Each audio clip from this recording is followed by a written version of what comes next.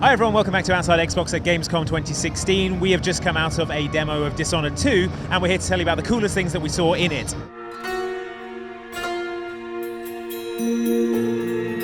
So the first level we saw in the Dishonored 2 demo here at Gamescom 2016 was a level called the Clockwork Mansion. Yes. So how does a Clockwork Mansion work? Right, well, so we saw a little hint of this in the very first gameplay, but we got a proper look at this. It's this guy Jindosh's mansion, and he's a sort of engineer, tinkerer. Who looks like Prince. Who looks a lot like Prince. For some reason. And his entire mansion is mechanized, basically. It's really weird. So there are kind of moving corridors and ceilings and stuff.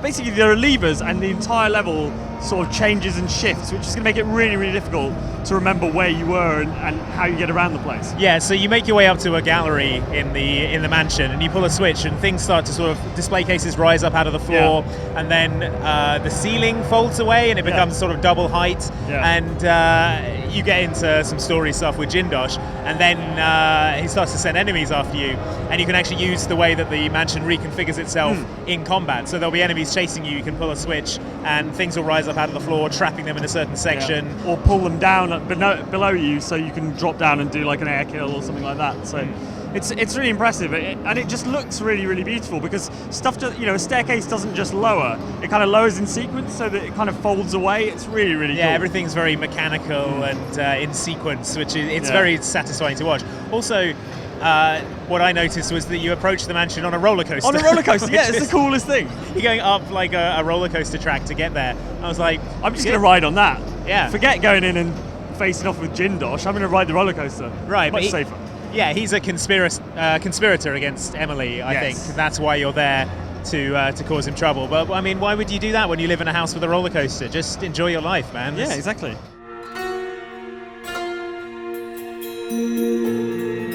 So the enemies we just talked about there that Jindosh sends after you, they're not actually human enemies. They're his Clockwork Soldiers, which look a bit like the robots from the Phantom Menace. Yes, a little bit. They've got those long pointy noses, but like wooden. There are lots of wooden panels and stuff. Like imagine really those sort of battle droids, but it's made out of wood and brass. They're quite frightening though, because they seem to take a couple of hits to go down, right? So we saw a sort of air assassination, and that kind of pulled the head off, but they're still dangerous even with the head off. Oh yeah, you take the head off and they're still coming at you with their sword arms. Yeah. And then you have to get involved again and start cranking around on their innards, basically. Yeah. But they look like a dangerous foe, and they can move quickly. You know that one, so as you enter Jindosh's mansion, there's one sort of standing there, and it's kind of watching you, and then when everything kicks off, it can kind of like launch across the room and guard. It was guarding like a doorway, wasn't it? And they move quickly.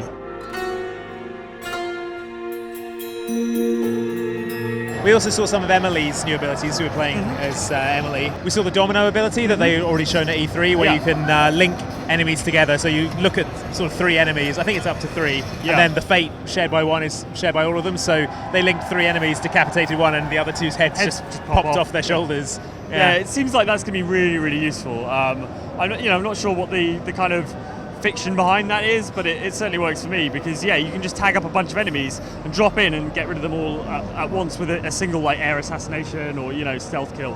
Yeah, they're also using the far reach ability more for moving around than for actual combat. I mean, they use it to grab a guy and sort of pull him apart. But there was a lot of sort of using it to get to high ledges, using it to get out of combat quickly, get into kind of narrow spaces where enemies couldn't follow you. It seems a lot like Blink, basically. Yes. But it's got this kind of cool effect where this sort of tendrily claw thing kind of reaches out and grips where you're heading to. We also saw a bit of Shadow Walk as well, which is the one where for a limited time you can become this sort of crawling nightmarish horror and just yank people apart and things. That was absolutely awesome. Yeah, and one they showed here that I don't think we've seen before is one where Emily can create a clone of herself to fight alongside her. Yes, yeah, that was new. Yeah. So the clone seemed fairly disposable, bit of a scrub. Up just got stamped on by a robot.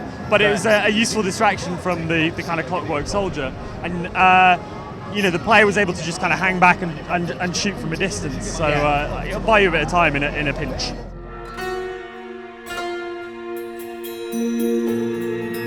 playing as Emily, I don't know if you got the sense that she seems kind of more mobile than Corvo does. Like all women in video games, female characters, she's a lot more agile, basically. Her agility stat is higher, but the coolest thing is she can do those kind of baseball slides. And at one point, I feel like I may have missed sort of read what happened, but she seemed to slide between the legs of the Clockwork Soldier and was able to then pop up behind and sort of that definitely happened. But there was a lot of like running, sliding, and then comboing that into far reach to pull yourself up, and then using that higher vantage point to then launch air assassinations, because there's quite a lot of verticality in the levels. So a lot of it was about attacking, moving back, getting high, dropping down, moving back, and that sort of constantly moving seemed a lot more fluid than the way I play Corvo.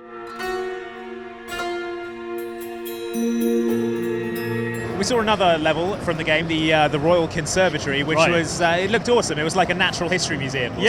Sort of mix between the Natural History Museum and the kind of Crystal Palace. Sort of, it had these enormous high sort of glass ceilings, and and there were all these kind of exhibits that were suspended above, so you could kind of clamber on those. Yeah, they're like giant birds you're running across like the wings of, and it's very, very cool, like very, very atmospheric sort of look. And it's, although this is set in a new city, which has a kind of bit more of a Mediterranean feel to it, there's still that kind of Victorian ingenuity kind of angle going on as well. I think in both in the Jindosh's mansion and in the Royal Conservatory as well. Yeah, and I think they're definitely doing some sort of research on the disease that's going on in Karnaca, because the rat plague is over, but they have a new disease that's being spread by these mosquito-like blood flies. Yeah. So there was definitely that ties into the story in some regard. This natural history museum, and it all seemed a bit kind of organic and a bit decaying creepy and a bit gross. And the enemies that were inhabiting the Royal Conservatory, they were the Witch's Coven. Yes. And that's a sort of a tie-in to the main antagonist of the game, who is Delilah Caldwin. She is on the posters, but I think she's the same person as Delilah Copperspoon from the Brigmore Witches DLC for the original Dishonored. So it feels like maybe she has some kind of claim to the throne that she's either discovered or revealed, and that's maybe why she becomes the kind of competitor to Emily in terms of holding the throne. Why she's able to depose her. But so you'll be facing this Witches Coven, who are similar to some of the enemies you've seen in the Brigmore Witches, where sort of like very pallid. They've all got like sort of garlands of roses around their neck, and they're sort of just cropping up in places you wouldn't expect them. Like we saw a couple of them having a cup of tea on a chandelier. Yeah, they seem to like sitting in high places, sort of like they're roosting, like a raven or something. But they're really creepy looking as well, but in quite a subtle way. They're not like actively disgusting. They've just got that sort of slight look of death about them, which is really, really horrible. Yeah, and they've got some good attacks as well. They have a sort of a debilitating scream it works sort of like a flashbang. You get disoriented, you can't see, and it sort of staggers you. And they're also very quick. They're moving around a lot and sort of trying to flank you and move around you. So it seems like they're going to be quite formidable enemies as well. Yeah, we only got a very, very brief glimpse of that level, but it already looks really, really cool. And again, like similar to Dishonored, just slightly creepy vibe to it. That it's not a horror game, but it has kind of horror elements. Definitely.